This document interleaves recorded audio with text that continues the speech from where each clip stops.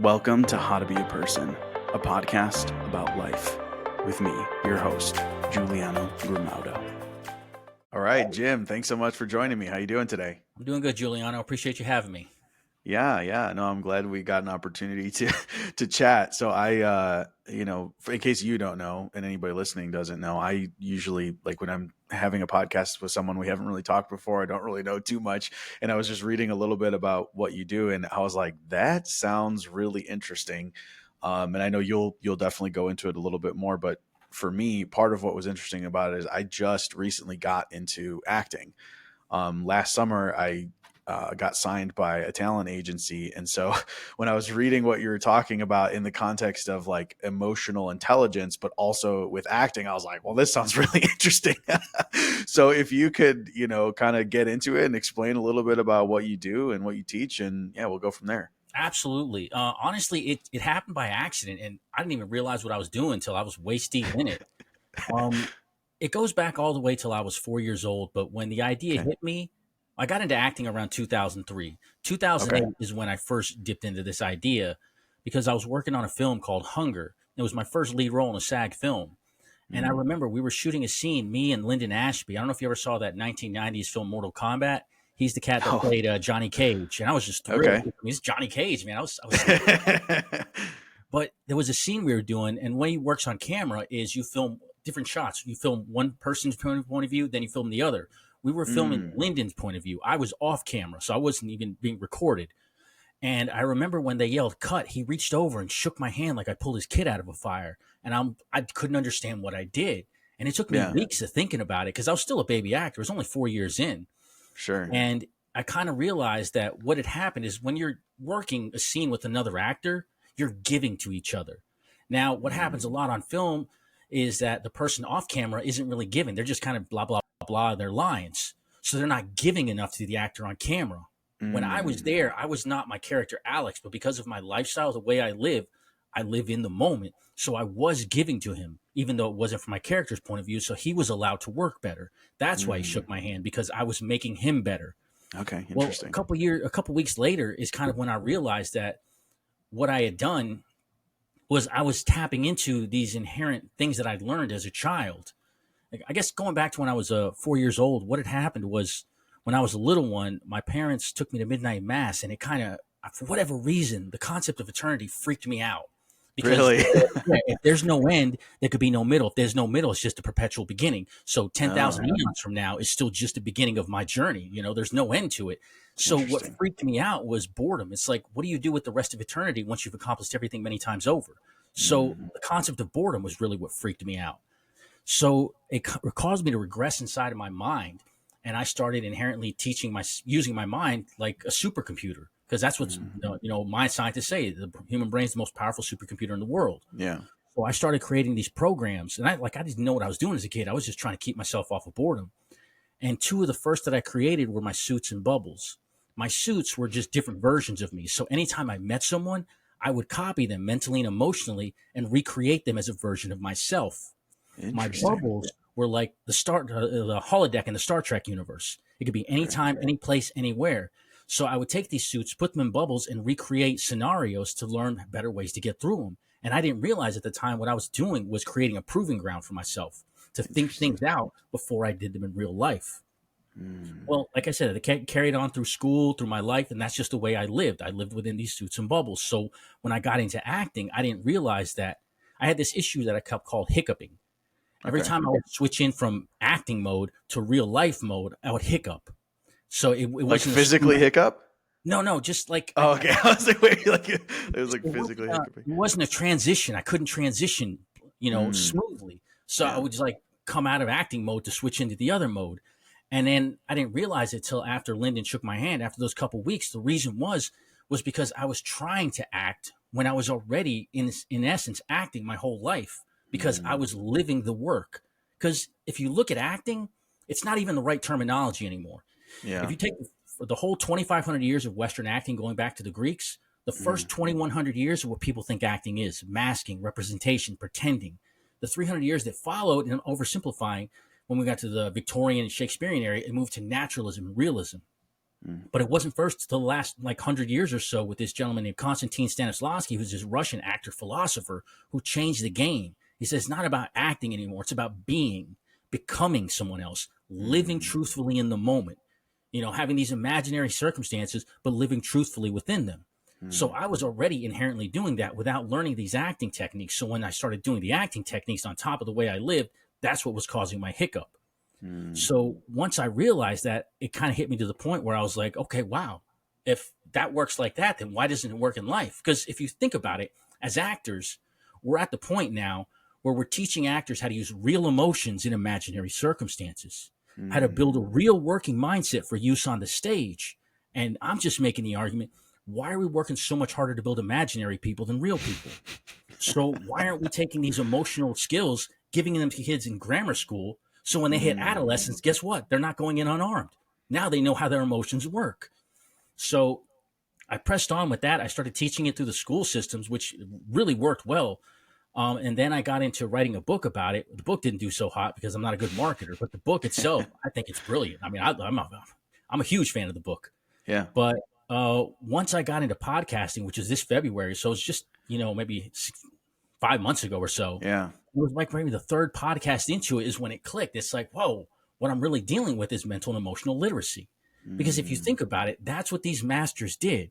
If you look at what actors do, or just artists in general, like metal workers, they work with metal, glass workers work Mhm. with glass, musicians with instruments, composition. Mm. Well, what's the actor's marble that they work with?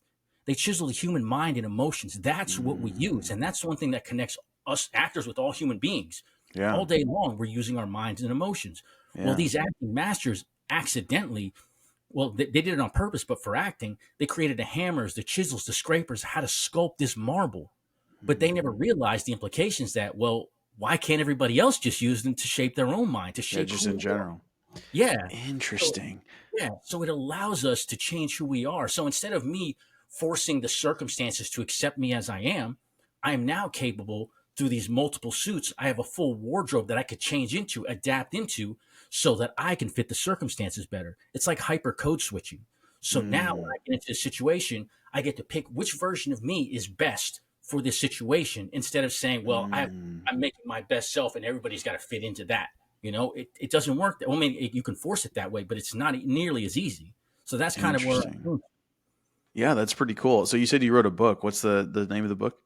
yeah, it's called All Your Best Selves, How the Performing Arts Toolkit Can Help You Anytime, Any Place, Anywhere. And like I called it that because it goes into the face of I'm going to be my best self. And or I'm saying, well, what your best self is not going to work in every scenario. It's kind of like you wouldn't wear a tuxedo to the beach unless it was like a wedding or something, It's Yeah. not the right attire. So that way, when I walk into an environment, I see the situation, I can assess it as best as I can, and then I pick the best version of me to fit into that scenario. Interesting. So I could see someone arguing against it as if like, oh, well, you're not being yourself or whatever. I'm sure that's something that you've encountered. So I'm curious what A your thoughts lot. are on People that. say it Yeah. all the time. And my argument to that is like, it's not that one of these is fake or one of these is real. Because if you Yeah. look at it, it's the way sociopaths are. Sociopaths put on Mm. masks. They fake it. They don't understand it. They're just putting a representation to get by. Sure. That's not what I'm doing. I'm deep diving. I'm understanding how I would be through this person's eyes. So Mm. basically, I'm not one of them. I'm the amalgamation of all these different versions of me. All of them Mm. together are me. Not any Yeah. single one of them is me. They're just parts of me. It's kind of Yeah. like Dr. Joseph Levy Moreno. He created psychodrama using acting techniques. So literally doing what I'm doing. Yeah. But he put him in the group environment, and he had this poem. It's a graphic poem. Like I'm going to rip my eyes out and put them in place of your eyes. I'm going to rip your eyes out and put them in place of my eyes, so Mm. I can see you as me. You know, and that's exactly what I did. I just didn't realize it because I wasn't faking it. I was becoming it.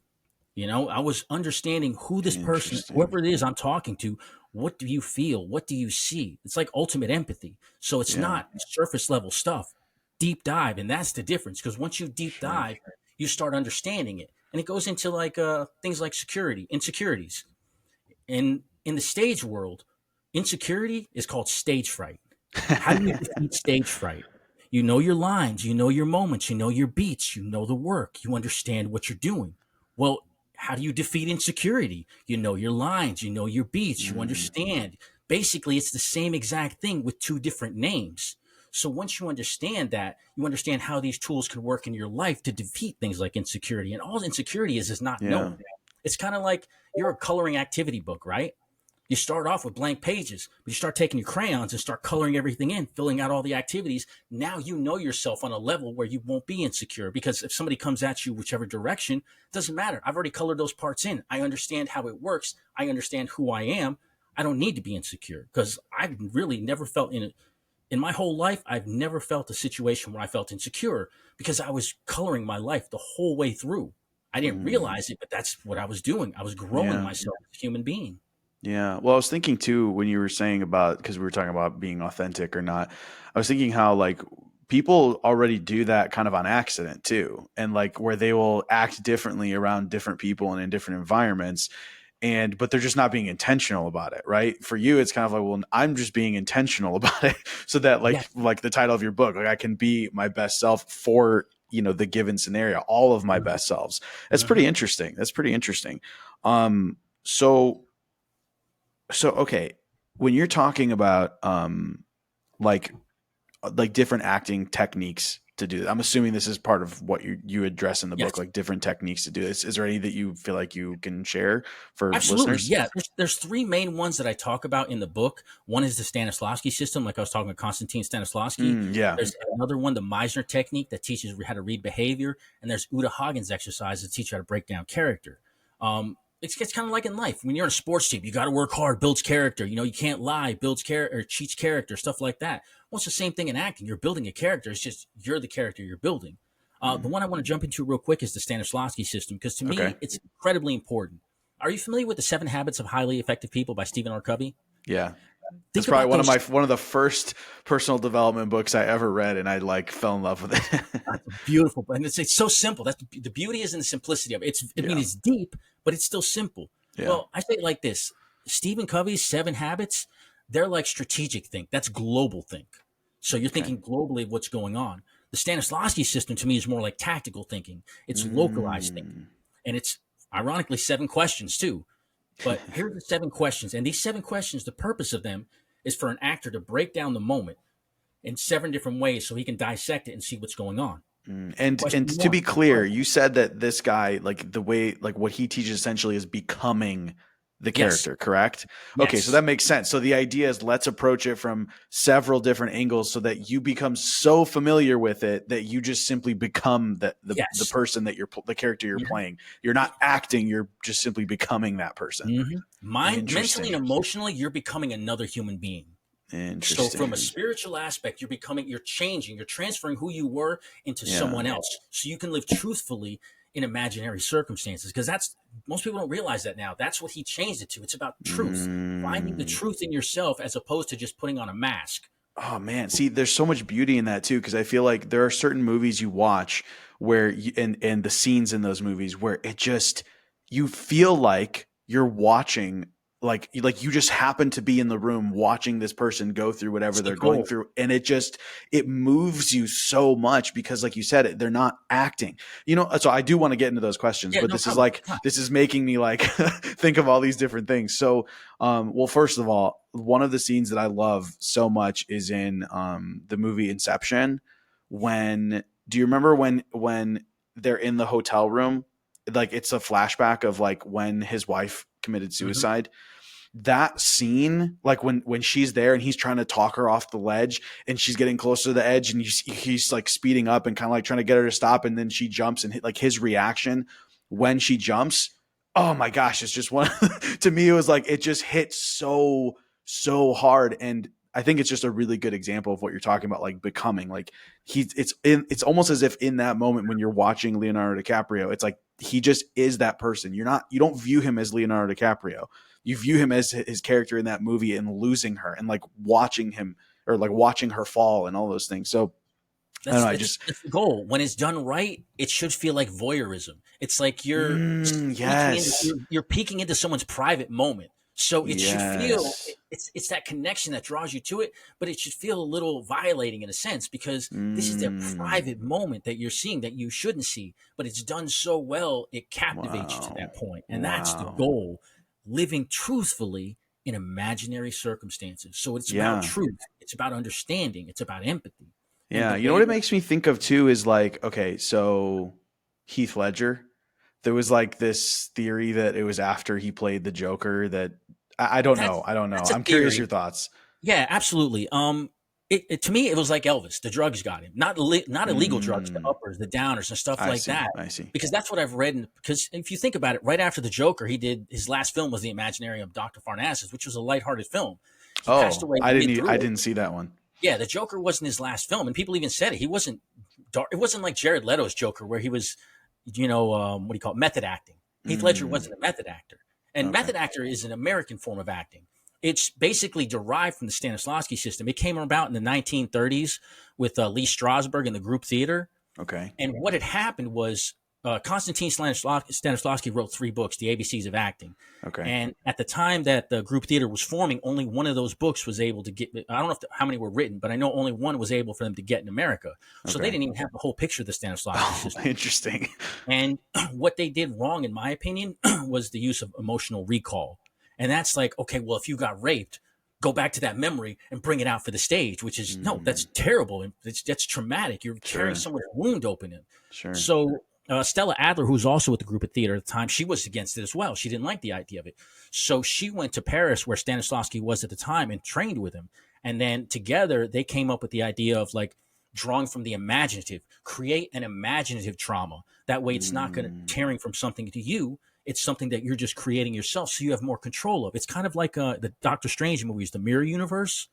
You're creating mm, this little mirror universe inside your mind so you can't do damage to the rest. That's what the imaginative does. And interesting. that's where the method, it kind of went off the tracks. And so you get people who jump into it. I'm this character from start to finish, 24 hours a day. To me, it's unnecessary, you Is know? that what they do? It's like, because I'm not super familiar, but method Yeah, acting, they like literally 24/7 are that yep, person.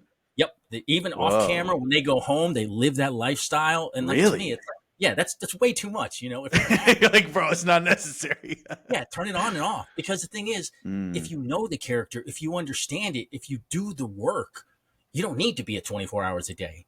It should, mm, to me, it's better to be. It says you're a more solid actor if you can turn it on and off, as long as mm. you keep the same level as they do. So that's the goal. If you can be truthful in those imaginary circumstances, you can turn it on and off. But I mean, if method actors want to do that, Interesting. that's fine, as long as they're not doing self damage. That's Yeah. where the emotional recall kind of got phased out. So I mean, it's not. Some people still teach it. I don't know why, but mostly it's been pushed out, which I feel like it Mm. should. Because again, it's Yeah. dangerous. You Yeah. don't want to go Agreed. in your own trauma just to do a performance. Yeah. You know what it makes me think of too? So I feel like there's a lot of actors who play basically the same character in multiple movies. And so it makes me think, okay, maybe they don't have the skill level that people think they do because really they're just being cast for like the same character in essentially like a different movie. But like what Mhm. you're describing here is like you're playing a character maybe you haven't played before. And that's why you're asking all like these 7 questions that hopefully we'll get And into two, eventually. it's different kinds of acting too, because you have movie stars and you have character actors. The movie stars are generally the leads. Actors are generally supporting parts, and they Mm, support the lead. That way, the lead, like Tom Cruise. I mean, Tom Cruise is great at controlling emotion, but from his whole career, it's the same guy mostly. yeah. Yeah. There's a couple times like his in Tropic Thunder, his Les Grossman, beautiful Okay. masterpiece. TJ Mackey was another one. It was still Tom Cruisey, but there was different parts where he'll branch out a little, but it's generally Tom Cruise. Where Yeah. you see an actor like the late Philip Seymour Hoffman, every time this guy jumped into a role, it was a different role. Even when he played a gay character, Mm, there was 3 gay characters he played: Truman Capote, Scotty J from Boogie Nights, and I forgot the name of the character in Flawless. But okay. again, one was a drag queen, one was a feminine producer, and the other was just this, pot smoking, cool guy, whatever. But Yeah. there were 3 completely different roles where you get a lot of actors. If they play gay, it's the same gay all the way through. That's the only way they Mm, know how to be because they haven't broken into the character. They're just playing the homosexual part. They're not Yeah. showing the life that this person lived and who they are outside of that. They're making one dimensional, where a character actor will make it multidimensional. So that, again, that's the goal of serious actors who really truly get into the work. And it's nothing wrong with movie stars or people who play it. I mean, that's what pays the bills. Maybe they're happy. That's all that matters. Yeah. But understanding the difference with them allows you to understand the process of their work better. Yeah. Well, I love that. So, okay, let's get into you were going to share those 7 questions. No problem. 7 questions. And again, these are 7 questions that you use to break down the moment. So as an actor, I would use these 7 questions to break down the moment for the scene. Where once I tell these questions, you're going to see them. They're not just acting questions. These are life questions. And you will see how easily you can use them in your life to break down a moment of your life. Because if you look at the way we live, you can't reach the past because it's already written. You can't reach the future because it's not there yet. All you have is a living moment. And that's what we talk about as actors. You have to be true to the living moment. And these 7 questions are how we break them down. Number 1, who am I? This is the moment in relation to you. Number 2, where am I? This is the moment in relation to the environment you're in. Number 3, when is it? This is the moment in relation to time. Number 4, what do I want? This is the moment in relation to purpose. Number 5, why do I want it? This is the moment in relation to desire. Number 6, how do I get it? This is the moment in relation to action. And number 7, what's in my way?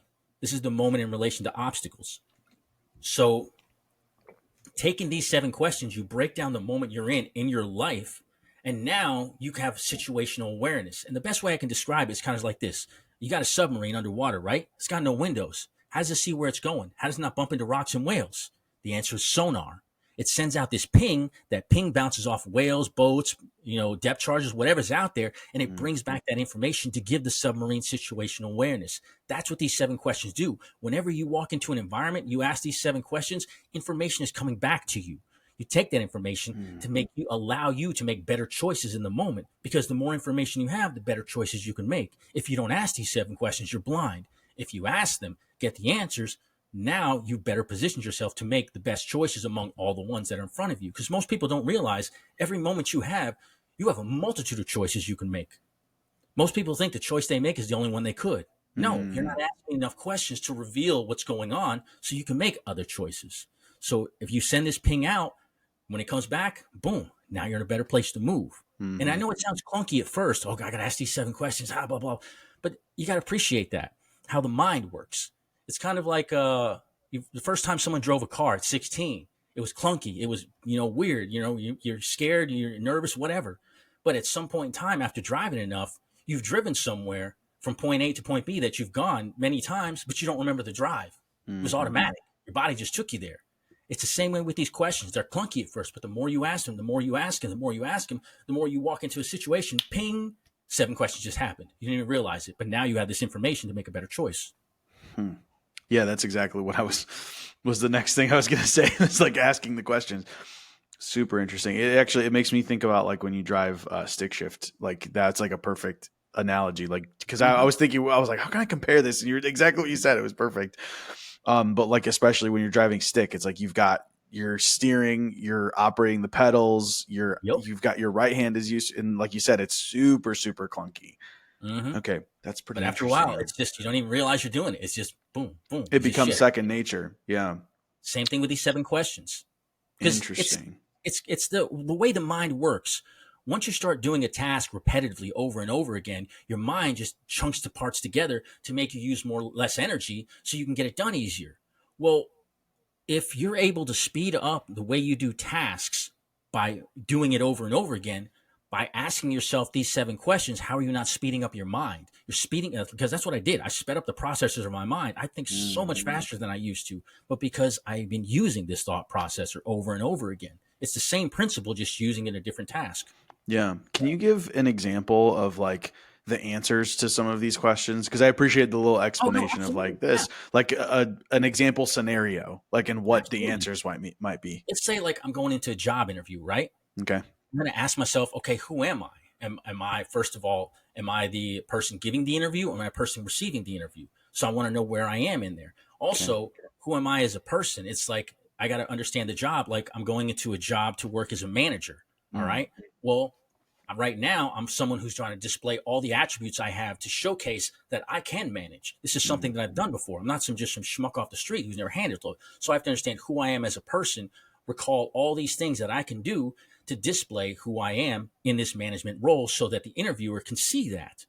Where am I? Okay, where's the interview happening? Is it happening, in a coffee shop? Is it happening in a private office? Because there's a different energy from both of those situations. If I'm in his office, it's generally going to be quiet. We can talk back and forth, no distractions or whatnot. But if I'm at a coffee shop, I got people walking by. Maybe I got a waitress coming down. So I have to Mm. have that situational awareness because I don't want to sound like a fool, like right in mid sentence when I know someone's walking by. Let them walk by, take a moment, engage them however I need to. Because again, different situations ask for different things, different parts of your personality. When is it? When is it is kind of like, all right, am I about to talk to like not necessarily in the environment of an interviewer, but like let's say I'm about to go out on the road. Am I going to go out on the road right before rush hour traffic? Mm. Am I going to time myself that way, or am I about to talk to my boss about something difficult before he had lunch? It's understanding the time Mm. factors because we all interact with time. It's just understanding it a little bit better and tweaking it so it allows you to be in the best possible situation. Mm. What do I want? Going back to the interview, I want the job. This is why I'm here for. I'm trying to apply for this job to showcase what I can do. So what I want this job. I want pay. So I got to understand how I can talk about what my pay is going to be, what my pay range is. Do I want certain time off, certain days off, things like that I got to talk about? Do I want certain training that they offer? So it's understanding my wants in that moment that allows me to make those better choices. Why do I want it? This is important because most people don't understand. If you understand your what, but you don't understand your why, someone else can hijack your why and you're doing their thing for them. Mm. So you're building their dream without even knowing about it. So I got to understand, why do I want this job? Is this job something that I want because I'm passionate about the job I'm about to go into, the industry that I'm walking into? Is it something I want just because I need money to get by? Am I, taking this job out of whatever need I need? But I got to understand, why do I want it? Because why is that powerful question that most people don't realize? It's a motivator. So if Mhm. you understand why you want the job, it allows you to get through any other obstacles because you're solid in that. How do I get it? You got to consider the other applicants in there. Who's applying next to me? What are they offering versus what I'm offering? What do I have that they don't, and what do they have that I don't? And how can I display what I have to present myself that way? So these are the obstacles that'll kind of get in your way. But how you get it is that action that allows you. It's the plan. So basically, how do Mm. I get it is the plan that I'm making to get before I'm going to execute.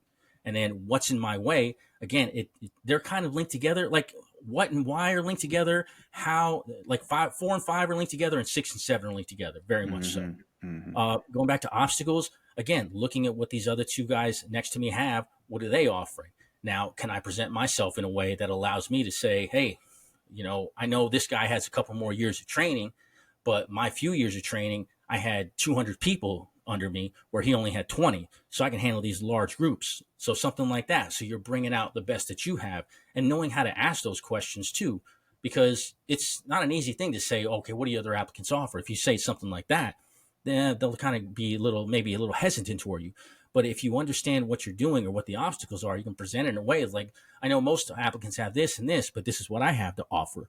And then if you bring it to them a certain way, it'll allow them to, be a little easier with their knowledge, so they'll reveal more to you. Mm.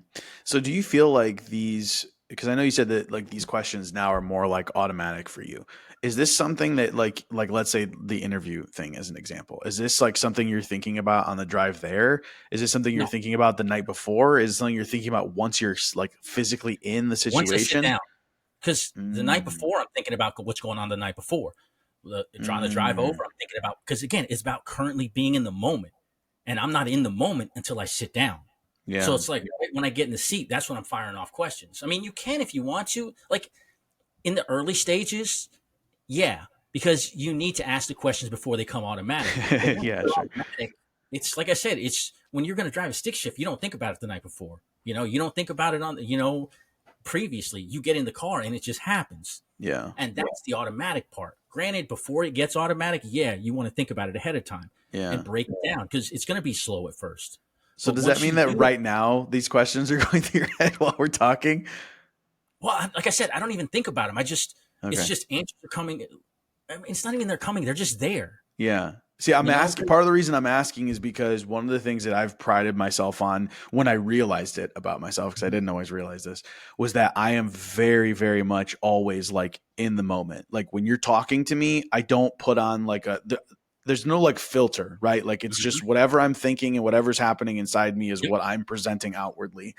And so in my head, like when you're describing this, I'm thinking, okay, well, is it then some sort of like filter that like is like I'm because you don't it doesn't feel like that's what you're doing, right? Like when I'm talking to you, you feel like me, where you're just here, you're just interacting, you're having a conversation. It doesn't feel like there's anything going on in the background because you can almost tell that when you're talking to someone, Mhm. right? When they're like Yeah. Yeah. thinking about all of these things instead of just being there and like being in Mhm. the moment. So that's why I was kind of curious about like when you're asking the questions because I could see, like, for me, thinking about it on the way to wherever I'm going, because then once I'm there, I can just be 100% present. But you're saying that you're also thinking about it like while you're in the moment, right? Yeah, that's when I do most of my thought because it's like it's not even at the point of asking questions anymore. It's like I said, it's just reading the moment as it is. Mm. It's like seeing the energy that you're putting off and Mm. So making it's it valuable almost like to me. a sorry, I Go I ahead, go totally ahead. cut you off, but it's almost as if it's a because we all have thoughts going on in our head even while we're having a conversation. So these questions are almost more of a direction for those thoughts that are already going to be going through your head while you're having a conversation anyway. Hmm. And Interesting. it's like going back to the coloring book. It's kind of like in the energy. The way I look at it, emotions are our energy, right? That's the energy we put out, but they're just like flavored energy. They're different tastes of it because you have Mm. all these different variety of emotions and you can dip in and out of them. So basically, what I do is I'm constantly coloring in this book of myself. Like even now, there's no done to it. You know, Yeah. it's like I've been doing it since I was 4 years old, but it's still an incomplete project. Hmm. So every moment I'm feeling different things. But again, these things I'm feeling are bouncing off of the environment, of the people that I'm in. What is the energy around me? And it's give and take. It's that feeding process that allows me to just jump in there and just be what I am and express in all these different ways. And even though these questions are kind of coming and going, I don't really think about them. They're just automatically, you know? Yeah. What I'm curious of it, because one of the things you were saying before was that this is valuable to hand to essentially to children as they get older because it'll better equip them. Can you like explain like what the opposite would be? Like meaning, okay, like this is going to help them to be, like you said, you have this like awareness in whatever situation you're in. Like what's the alternative? Like what is it that people are doing now as Well, opposed to this? Because I assume like it's funny because you're asking these questions, I'm like, this is what I'm always thinking about anyway. So I'm curious, like, well, what is the flip side of it? What is it that people are doing now that essentially what are they missing now that like this is giving them instead, you know? like I put it like this: we're on the cusp of something new. It's like because there really isn't anything solid that's out there right now. There's Sure. little pockets all over the place where we talk about IQ, EQ, Mm-hmm. and stuff like that. But it's kind of like I'll describe it with writing. What if we lived in a world where nobody could read and write? You know, it's a lot difficult. You can easily get manipulated. Someone can hand you a contract, say sign this, it's good for you, but how do you know you can't read it? Okay. Well, the same thing with mathematics. If you can't, if you don't know how to count, if you don't know numbers, someone can hand you a check. Oh, you worked 40 hours. Yeah, this is how much you made, you know? Mm-hmm. Well, it's understanding these principles. It's like again with reading and writing. Yeah, nobody could read, but I got a dictionary. I got grammar rules. I got sentence structure. I got a vocabulary. I can present all these stuff out here, and that's kind of where we are now. We have people in pockets that are teaching this in different. Nobody's teaching it really mental and emotional literacy. It's Mm-hmm. mostly EQ is what the lingo is right now. Yeah. But if you don't have a place where they're teaching EQ, then the answer is there isn't a flip side. There's nothing. Nobody's teaching you anything because who teaches us how to emotionally regulate? And Mm-hmm. it's like with emotions, we've genderedized emotions where men are allowed to feel anger, Mm-hmm. rage, and hate, but a woman can't. If she does, she's ugly. And a woman can feel the softness, love, care, and compassion, but a man can't because he's weak. And to me, emotions are not masculine and feminine, they're human. Yeah, they The just full exist. range belongs to all of us. Mm-hmm. But in the genderization of emotions, we've put our people off balance because now Mm-hmm. men can only feel a part of it, women can only feel a part of it, and we're not feeling the totality or the wholeness of what we can be. So we have these, those are the things that are working against us. We don't have many things that are working for us. There's pockets of places like a trauma drama.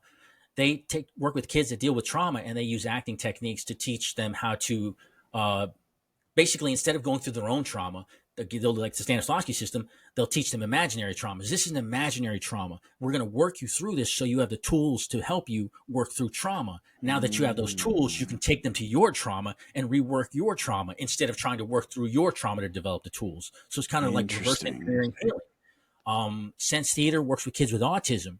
And it's kind of like this: when, as an actor, as a stage actor or straight actor, you have the script. The script is your givens. It gives you all the moments. So you learn the script to work you through the play. Now, long form improv, you don't have a script. You make up the lines as you go, kind of like this. This isn't scripted. It's just all right off. Just talking. Yeah. And in here, you understand how a podcast works that allows it, and everything comes out to you. Well, in improv, you have to learn how a play works, not what's in the play, how the structure works. So now that you understand the whole overlying thing, you can make up the words. And that's the kids with autism have a problem with. They don't understand the whole situations. So if you kind of pull back the curtain, teach them how the environment works, now they don't have to pick up on social cues because they can be a step ahead and understand, oh, okay, this is where that fits in, because they're looking at the whole picture. Sing Sing, that's another one. Sing Sing Maximum Security Prison several decades ago came with a theater program. Okay. And they started doing plays and stuff for their prisoners. And they found that through the process of this, it grew empathy. It reduced violence. It changed who they were as people, even for people who were never leaving the prison. These were like hardened criminals, life sentences, never getting out.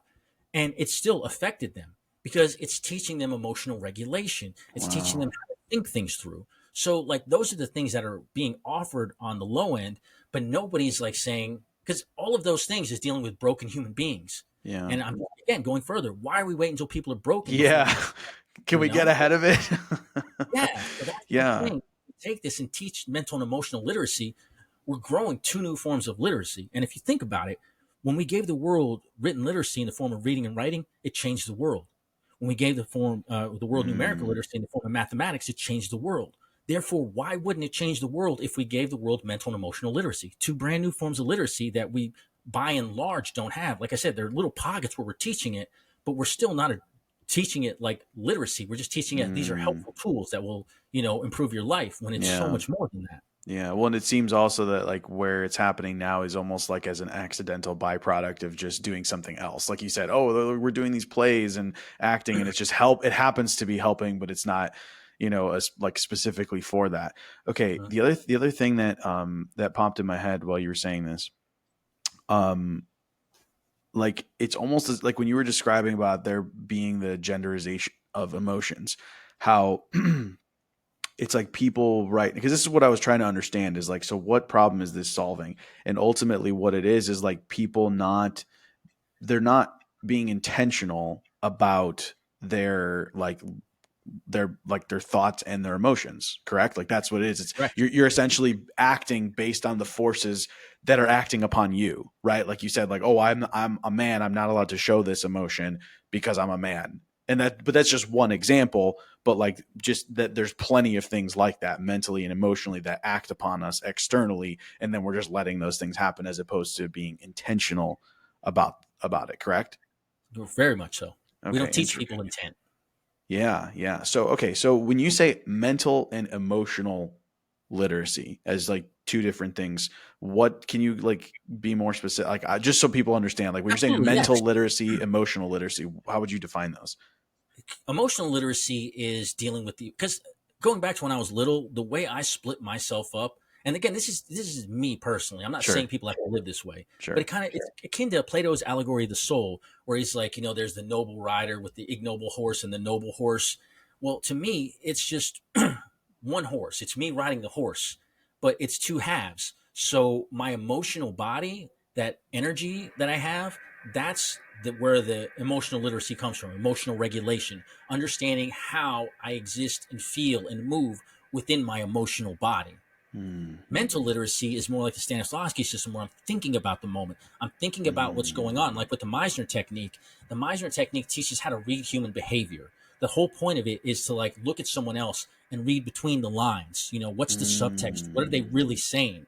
because we live in a deceptive world where people will manipulate you, and if you understand how to read behavior, because behavior doesn't lie, that's like cards. When people are playing poker, what are they looking for? They're looking for behavior. They're not looking Yeah. for what the other player's saying. They can Yeah. say something all day long. They're looking for the tells. So understanding that, that's a mental aspect. It's looking at the person and figuring things out. Even with the Uta Hagen's exercises, it's breaking who you are as a person down. Not necessarily, I mean, on the emotional level, sure, but also on the mental level, where the way your mind works, the way you think, the way you act, the way the way your intentions are. So it's all those little aspects that are non-emotional, because Yeah. they're two different things. The emotion, to me, like I said, it's the energy that motivates us. When we move forward, it's generally because we feel something enough to compel us to move. Mm. Where the thought is about action, planning, what's around me, situational awareness. So again, they're both connected because it's all happens in the supercomputer, the human brain, Yeah. but they're a little bit different as well.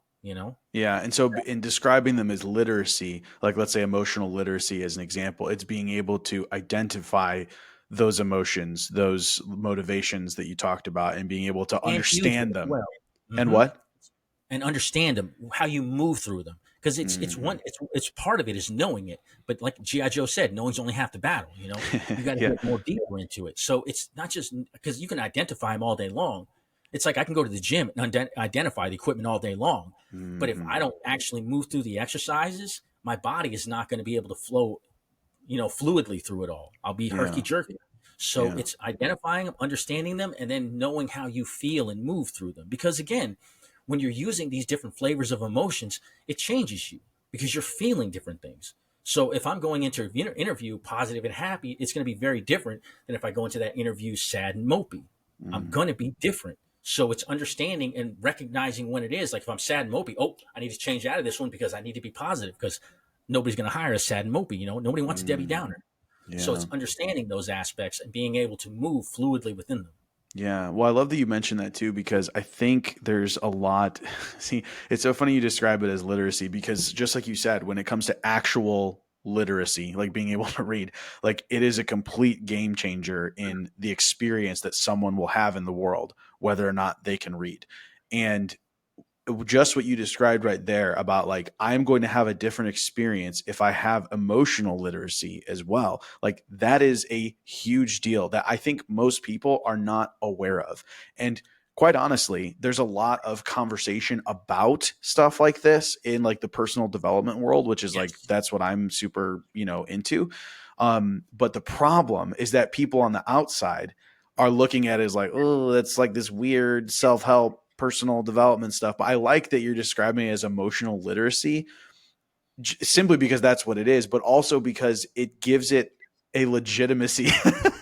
Right? When you hear it, you're like, okay, yeah, okay, that makes sense. Because ultimately, when someone, if someone is equipped with emotional literacy, they can affect the outcomes of the things that they do way more than if they couldn't. Just like with reading, like the examples you gave, it's like if I can't physically read, then the outcome I get is going to be not as good as it could if I could read.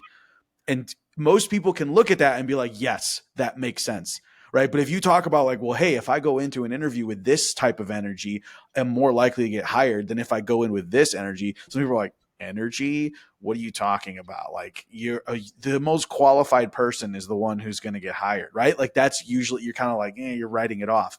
But I like this idea of like it's explaining it as emotional literacy, because like I said, it adds this like legitimacy to it where it's like, this is not just like some woo woo, like whatever. It literally affects the outcome. And I feel like we're at this period of time where now these things that kind of used to be like esoteric are starting to be like crystallized. And so Yes. I appreciate you doing that, because that's like essentially what you're doing is like taking this thing that's kind of, like, what's the word, like amoeba, like it's just like blue, blue, blue, and you're like crystallizing it into something that can be taught and like passed on to other people so that they can, essentially what everyone wants, right? Live a better life.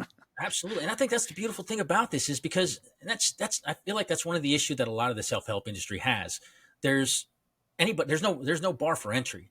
Anybody can write a Mm-hmm. book and just yada yada yada mumbo Yep. jumbo blah blah blah. Yep. Where these tools and techniques were, one, they weren't written as a self-help, I'm going to strike it rich kind of thing. These were artists trying to perfect their art. Their art just happened to be the human mind and emotions. Yeah. So it's like these masters of their craft created this stuff to make beautiful stage works, beautiful film works. But it's just nobody ever went that far to think, well, this works on everybody else, because who looks to the theater kids for world-changing ideas? It's that simple. So they've just been sitting there collecting dust for 100 years. I mean, they work beautifully on the stage, but it's like it's a step-by-step guide. Like I said, it's not, like you said, it's not just this esoteric thing. It's not this abstract, thought process. It's been solidified. It's been trial and error, cause and effect. It's step by step by step. This is how you do it. And it's like nobody's just put it together. And that's what just blows my mind. It's like, I don't feel like I should be the one bringing this to bear. I feel like I'm smarter than this was done this a while ago, but it's just been overlooked. And I feel like because of what I did as a child and what happened to me in 2008, I was in that moment, I had the right eyes to see it. And most people just don't see it that way because they do write it off. Because again, it's acting. Who cares about acting? Get up there and make people laugh, dance around. But again, how much money do these highest paid actors make? $20 million a movie? Look, you're not wrong. It is pretty interesting. Like if you look at it, like so many people will write off, like you said, you kind of just write off actors. It's like, oh, those guys, like they're just acting. It's not even a big deal. But what's interesting is like, it's clearly a really big deal because they're getting paid a ton of money to do it. Why? It's because they're good at what they do. And like human emotion, that is something that ties all of us together, right? It's something that like when we are activated emotionally, clearly we all will pay for it. And that's what they're getting paid for. Man, this conversation has been so interesting, dude. Jim, I really, really appreciate you coming on, man. I really do. I'm going to have to add your book to my Amazon cart right now so I can take a look at it. If anyone who's listening wants to connect with you and learn more besides your book, which if you want to repeat the title and all that, so everyone knows where to get it and all of that. But if they want to connect with you, share that as well, how they can do so. Absolutely. I have a website. It's www.tbcenterprises.com, and that's TBC like Tango Bravo Charlie. I also have socials. I started about a year ago. I operate under Soy Candy, SOICANDIE, and I'm on Instagram, Facebook, YouTube, and Blue Sky, and TikTok right now. Awesome. But I'm starting to post a little more on there. I got a bunch of different projects, but if you go on my website, you can see like some of the film work that I've done. I think I got links. Yeah, I got links to my IMDb and my Backstage profile. I also have like a play that I did in New York that's on there. You can watch just little projects I do on the side, and I'm trying to build up because that's what I'm rebranding this as, the Me Literacy Project. The Me being capital M, capital E for mental and emotional. So it's the Mental and Emotional Literacy Project. And that's what I'm trying to push out in this direction with. Because like I said, I feel like it's something that we desperately need. It'll help us grow and develop as human beings. Like literally, if we started putting this into the school systems, like we do math and reading, we would raise the most mentally and emotionally capable generation than we ever have seen before. Yeah, I love that. And what's the title of your book again? Oh, yeah. It's All Your Best Selves, How the Performing Arts Toolkit Can Help You Thrive Anytime, Any Place, and with Anyone. Awesome. And you can get it on, right now it's only on Amazon. I have it digital for Kindle and paperback. Awesome. Jim, I really appreciate you coming on, man. Seriously, thank you so much. And I hope everyone listening goes and connects with you and gets your book. So thanks again, man. Hope you have a great rest of your day. You too, man. Thank you for having me. Thanks for being here. If you enjoyed this episode, please leave a review or share it with someone who'd appreciate it. For everything I have to offer, visit howtobeaperson.co.